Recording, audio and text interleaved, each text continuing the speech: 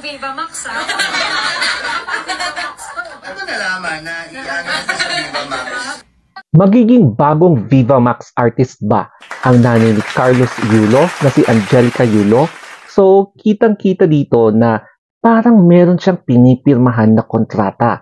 So, ibig sabihin ba nito, nakikita natin na siya doon sa mga palabas sa television o kaya sa mga movies, ayan, o kaya sa mga sitcoms. Kaya marami siguro ang excited na makita ang nanay ni Carlos Yulo na babandera sa inyong mga telebisyon at syempre baka lalabas din siya dito sa social media bilang isang cast. Ito na nga ba ang stepping stone ni Angelica Yulo para maging isang ganap na artista? Kaya nga kung makikita nyo, meron na talagang kontratang nasa harapan niya at pipirmahan na lang niya ito.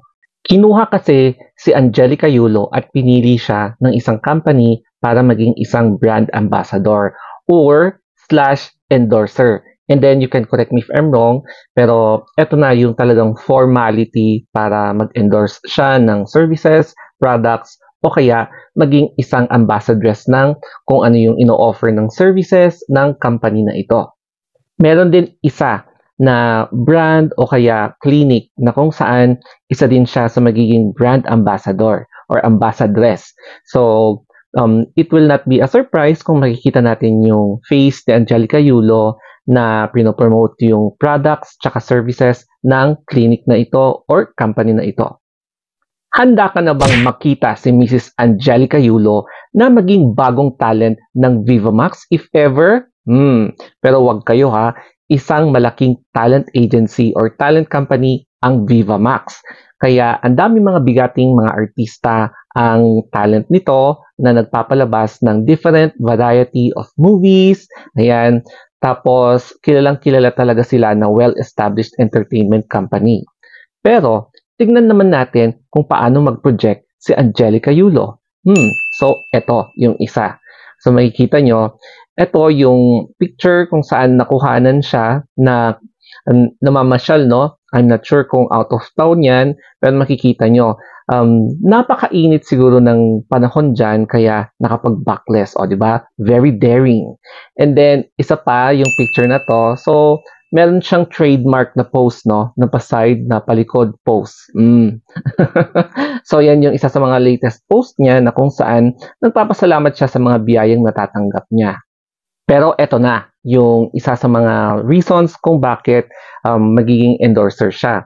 Magiging part siya ng isang clinic according to Hungry Boss, yung lalaking parang nag-a-assist sa kanila na from now on, magiging kapamilya siya ng isang clinic. So, therefore, merong i-endorse si Angelica Yulo na mga services ng pwedeng aesthetics, mga ganyan, na pwedeng gawin siya as a model. So, makikita natin yung face niya sa mga social media and mass media or even sa print media.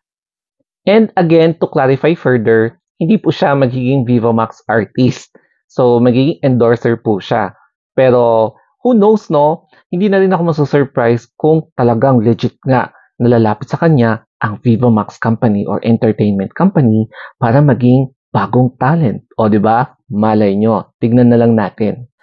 Sa pagpirma ng kontratang ito, I am very sure na na-inform si Angelica Yulo at kanyang mga pamilya. And syempre, if I'm not mistaken, baka pati na rin si Carlos Yulo kasi bloodline, magkakadugo sila, no? Or magkakapamilya.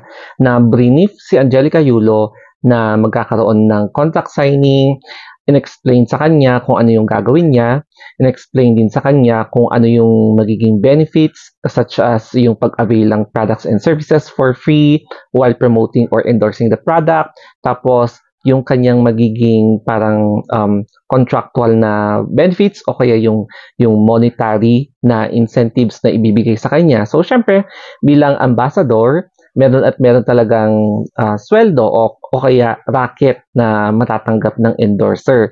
So, since very formal yung pagkakasign ng contract, there is a legal agreement between two parties, sigurado medyo hindi basta-basta ang maibibigay sa kanya. Pero I'm not sure kung subjected to tax kapag medyo malaki-laki yung marireceive ni Angelica Yulo, o di ba? So andyan lahat yung mga agreement na pipirmahan niya. Tapos kung napansin nyo, medyo marami yung papers na pipirmahan niya. So parang kapag pumipirma ka, kapag nag-a-avail ka ng apartment o kaya condo, di ba, ang dami-dami mong pinipirmahang mga papel. Ayan, parang ganyan din.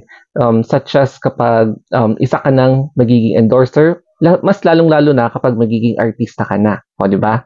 Kaya ang tanong, magiging excited ka bang makita si Angelica Yulo na nag-e-endorse na ito ang pwedeng hudyat na maging isa na siyang ganap na bagong artista sa pamilyang Yulo. Kaya abangan na lang natin kung meron pa siyang pipirmahang kontrata in the future. Okay? So that's it, guys. Let's congratulate her and sana more blessings pa. So hindi lang kay Carlos kundi pati na rin yung kanyang pamilya. Okay? So that's all, folks.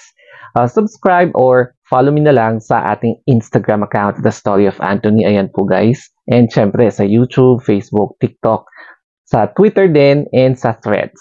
Okay? So always remember to be positive. Mwah! Bye-bye.